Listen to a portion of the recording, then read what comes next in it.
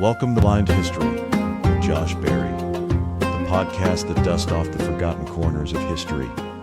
I'm your host, and today we're diving into a fascinating and often misunderstood era, Ptolemaic Egypt. And I'm thrilled to be your guide through this world where Greek ambition met Egyptian tradition.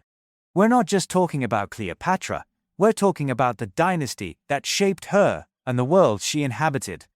Exactly.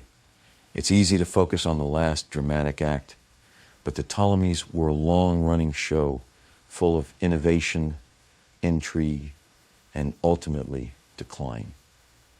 Our goal is to unpack that entire story. And to really understand how this unique kingdom blended cultures and left a lasting mark.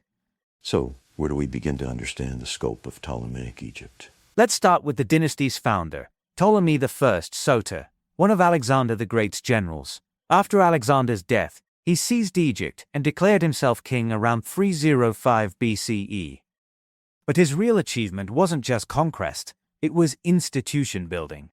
He created a kingdom that outlasted Alexander's empire itself. Institution building is the key concept here. It wasn't just about military might, was it? Not at all. Ptolemy I was a master of appealing to different groups. To the Greek settlers, he offered familiar institutions and a sense of civic culture. But to the Egyptians, he presented himself as a pharaoh, respecting their gods and traditions. This dual approach gave his rule a flexibility that many other successor kingdoms lacked. So, a bit of a chameleon, adapting to different audiences. Precisely. And he reorganized Egypt's economy with remarkable rigor. Much of the land became royal domain, leased out under state supervision. Key goods like oil, papyrus, and salt were controlled through monopolies that generated enormous revenue. It was state control on a massive scale. You mentioned a dual approach and institution building. Let's make that a recurring element, the careful balancing act between Greek and Egyptian traditions. We'll see how that plays out, and sometimes unravels, as we go. Great idea. It's a constant tension throughout their history. By the time we get to someone like Ptolemy XII Auletes, Cleopatra's father, we see how that balancing act is really starting to wobble, doesn't it? Absolutely. He heavily relied on Roman backing, spending huge sums to secure his position. His nickname, Auletes, meaning flute player, hints at the perception of weakness and showmanship. A far cry from the shrewd political maneuvering of Ptolemy I. Exactly. Ptolemy XII's reign shows just how dependent Egypt had become on Rome. He bribed Roman leaders, paid for recognition, and presented himself as a useful ally rather than a sovereign equal. It bought him temporary security, but at a huge cost. So let's zoom out for a second. We've talked about the dynasty's rise and the seeds of its decline. What were some of the major factors contributing to this shift? Well, by the middle of the 2nd century BCE, Ptolemaic Egypt faced mounting internal and external pressures. Dynastic conflict, fiscal strain, social resentment, and foreign rivalry all began to work against it. One of the most damaging features was the dynasty's habit of repeated family conflict. Royal succession was rarely smooth, and the court often became a battleground. Brothers against sisters, mothers against sons, a real soap opera. And these struggles weren't just personal quarrels. They shaped the fate of the state. Each succession crisis weakened authority, encouraged factionalism, and invited outside interference. Over time, the dynasty's own family structure became one of the main reasons it could no longer govern effectively. There's that recurring element again, internal division, undermining external strength. And it wasn't just political infighting, right? The economy was also under strain. Precisely. The Ptolemies maintained a tightly managed economy, with state control over agriculture, taxation, and many forms of production. That system had once generated immense wealth, but it also depended on efficient administration and political stability. When corruption spread, when officials abused their power, and when local resentment deepened, the state found it harder to keep revenues flowing. So the very system that made them strong became a liability. Exactly. And heavy taxation and burdensome labor obligations made the rural majority increasingly restive, especially in Upper Egypt. Plus, the Ptolemies had to contend with the limits of imperial overreach. They fought long wars with the Seleucid Empire, but those conflicts became harder to sustain over time. Wars are expensive, even when you win. Indeed, and by the later Hellenistic period, Rome had become the dominant power in the region. Egypt's rulers increasingly found themselves maneuvering not as equals, but as anxious clients trying to preserve autonomy. So, to reiterate, we're examining Ptolemaic Egypt as this unique experiment in blending Greek and Egyptian traditions and how that delicate balance shifted over time, leading to its eventual demise. And we've already seen that the seeds of that demise were sown from within through dynastic infighting and economic strain, as well as external pressures from Rome. That's a perfect summary. Now, let's shift gears and talk about Alexandria, the jaw of the Ptolemaic kingdom. Yes, the city that symbolized the dynasty's Yes, the city that symbolized the dynasty's greatness. Absolutely. Founded by Alexander and developed by the Ptolemies, it became the commercial, political, and intellectual capital of the Hellenistic world. By the time of Cleopatra VII, Alexandria was one of the largest cities in the Mediterranean, a place where sailors, merchants, scholars, priests, and courtiers all moved through a dense and cosmopolitan urban environment. It sounds like a vibrant, bustling metropolis. It was. Alexandria's harbors were essential to the kingdom's wealth. Egypt's grain exports made the city a crucial node in Mediterranean trade, and its location allowed the Ptolemies to project maritime power. The city also served as the administrative heart of the dynasty. But it wasn't just about commerce and politics, was it? Alexandria was also a center of learning. Indeed, the library and the museum drew scholars from across the Greek world and beyond. Royal patronage made scholarship into a matter of state prestige. The kings wanted knowledge, but they also wanted the reputation that came with hosting the world's greatest center of learning. It's almost like they understood the soft power of knowledge. Absolutely. The library grew through aggressive collecting. Ancient accounts describe royal agents acquiring scrolls through purchase, copying, and sometimes even confiscation when visiting ships. Whether every story is literally true or not, the broader point remains. The Ptolemies were determined to gather and organize knowledge on a scale unmatched by earlier rulers. That's quite a statement. So, what kind of knowledge were they after? Texts in poetry, drama, history, philosophy, medicine, astronomy, and geography were studied and catalogued. Alexandria became a place where scholarly work could flourish under royal support. Among the most famous scholars associated with Alexandria were Euclid, Eratosthenes, and Callimachus. Euclid, of geometry fame, was there. The very same. His Elements gave mathematics a formal structure that would influence later generations for centuries. Eratosthenes calculated the Earth's circumference with remarkable accuracy, showing the intellectual ambition of Alexandrian science.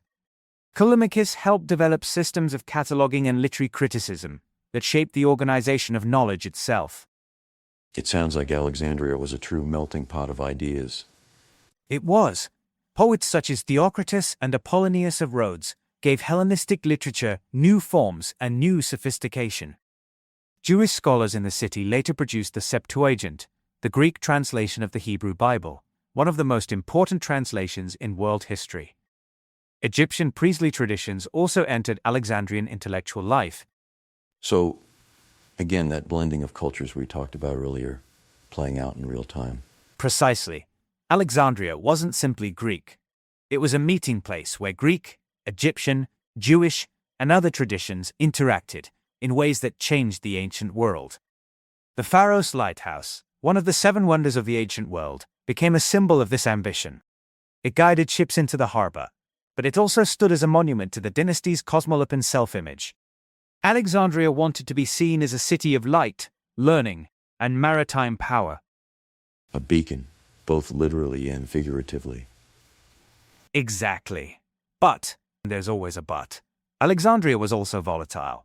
Its population was mixed, ambitious, and politically sensitive. Greeks, Jews, Egyptians, and others lived in close proximity, and tensions over religion, citizenship, privilege, and resources could erupt into conflict. The city's energy made it extraordinary. but it also made it difficult to control. Court intrigue and urban unrest were constant features of Ptolemaic politics. So, that brilliance came with a cost, internal tensions, nearing the larger kingdom. Right, it's that balancing act again. It's tempting to see Cleopatra as this singular figure, a queen of unparalleled charisma. But her story is so deeply intertwined with the dynasty that preceded her. How so? Well, she was born into a kingdom that still possessed grandeur, but had lost much of its independence. She was the first Ptolemy known to have learnt Egyptian, and she was far more politically and intellectually gifted than the caricatures later attached to her in Roman propaganda. She grew up in a court world that demanded both symbolic sophistication and practical intelligence, and she excelled at both. So, she understood the game, both from the Egyptian and the Roman perspective. Absolutely. She understood the languages of power better than most rulers of her time. She could speak Greek, and she could present herself in Egyptian terms as a legitimate pharaoh. She also understood that Egypt's survival now depended on navigating the Roman political order, not resisting it blindly. That gave her reign an unusual mixture of confidence and desperation. That's a powerful image. Confidence and desperation intertwined. Do you have an example that highlights that tension? Early in her reign, she was pushed aside by her younger brother, Ptolemy XIII, and forced into exile. But Cleopatra was not content to disappear. She regrouped, gathered support, and returned to challenge him. Her willingness to act decisively is one reason she remained such a compelling figure. She was not merely a victim of circumstance, she was an active political operator, trying to save a collapsing kingdom. A fighter, through and through. And then Caesar enters the picture. Indeed. Julius Caesar's arrival in Egypt brought him directly into Cleopatra's struggle with Ptolemy XIII. The famous story of Cleopatra smuggling herself into Caesar's presence, whether literally true or later embellished, captures an important truth. She understood the need for theatrical as well as strategic action. Her alliance with Caesar was both political and personal. It's hard to separate the personal from the political when you're a queen trying to survive. Exactly. Caesar needed Egyptian grain, stability, and a resolution to the dynastic conflict. Cleopatra needed military support and a path back to the throne. Their partnership served both interests. Caesar defeated the forces of Ptolemy XIII and installed Cleopatra as queen, alongside her younger brother, Ptolemy XIV. And then came Caesarion, her son by Caesar. Yes, Caesarion added another layer to the story. Cleopatra clearly intended him to represent a new dynastic future, one that could tie Egypt more closely to Rome, while preserving her own legitimacy. The child symbolized her ambition to keep Egypt sovereign through a political link to the Roman world. A powerful symbol, indeed. But, of course, Caesar's assassination changed everything. It did. Cleopatra returned to Egypt, determined to secure her position and protect Caesarion's future. Then Mark Antony appears, doesn't he? The next act in this grand drama. Their alliance had political origins, but it also grew into a partnership of shared interests and shared ambitions.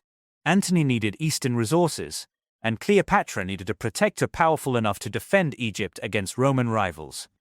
Together, they imagined a political order in which Egypt and the eastern provinces could form a strong counterweight to the growing influence of Octavian.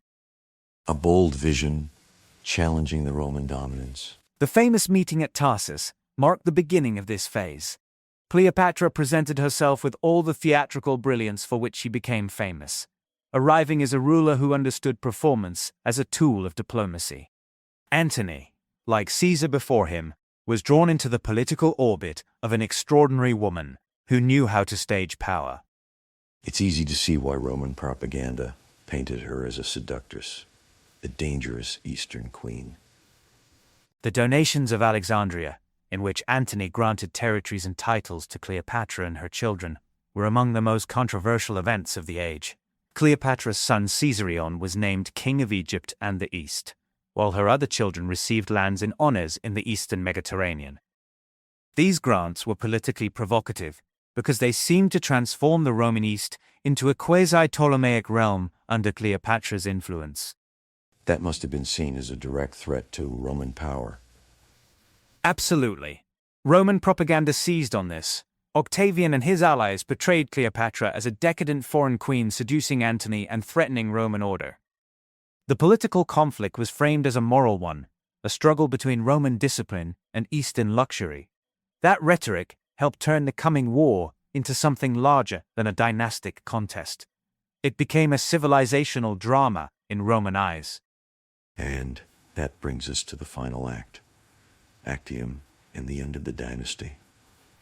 The final war between Antony and Octavian culminated in the naval battle of Actium in 31 BCE. Antony's fleet was defeated, and the political future of Egypt was effectively sealed. Cleopatra and Antony retreated to Alexandria, where they attempted to regroup, but the outcome had already become clear. A tragic ending for what was, for a time, a brilliant kingdom. Indeed, Antony's death and Cleopatra's suicide remain among the most famous moments in ancient history. Cleopatra realized that Octavian would not allow her to remain independent, and she chose death over humiliation. Her death in 30 BCE ended the Ptolemaic dynasty, and, with it, the long tradition of pharaonic independence. So what's the lasting takeaway here? What should we really remember about the Ptolemies? I think it's this. The Ptolemaic period's true legacy lies in its cultural synthesis. Greek and Egyptian traditions did not simply coexist, they interacted, fused, and transformed one another. The result was a civilization that influenced the ancient world long after the dynasty itself disappeared. That idea of cultural synthesis is really key. It wasn't just about Greeks ruling Egyptians. It was about creating something new and unique. Exactly. Art in the Ptolemaic period often blended Greco-Roman naturalism with Egyptian symbolism. Religious life became increasingly syncretic, with gods such as Serapis and Isis traveling far beyond Egypt's borders. Bilingual documents, like the Rosetta Stone, preserved the layered linguistic reality of the kingdom, and later made possible the decipherment of hieroglyphs in the modern era. Alexandria remained a major center of learning, trade, and cosmopolitan culture under Roman rule and beyond. So, even in defeat, the Ptolemies left their mark on the world. Absolutely. They created a kingdom that was neither fully Greek nor fully Egyptian, but something new and historically powerful. Even in decline, the Ptolemies proved that Egypt remained central to the imagination and politics of the Mediterranean world. That is why Cleopatra VII remained so compelling. She was the final ruler of a dynasty that had spent centuries balancing two worlds. She inherited a kingdom that was both brilliant and unstable, and she tried to save it through intelligence, performance, diplomacy, and force. A fitting epitaph for a remarkable dynasty. And how does this all resonate today? Well, the Ptolemaic story reminds us that cultural exchange and adaptation are not signs of weakness, but sources of strength. Their experiment in blending traditions offers a valuable lesson for our increasingly interconnected world. We often assume that cultures must remain pure and distinct, but the Ptolemies showed that something new and vibrant can emerge from synthesis. So, that carefully constructed blend can create something of lasting beauty and strength, even when it also creates inherent conflict. Precisely. They also show us that even the most powerful empires eventually decline, often due to internal divisions and external pressures. Their story is a reminder of the importance of adaptability, resilience, and the ability to bridge divides.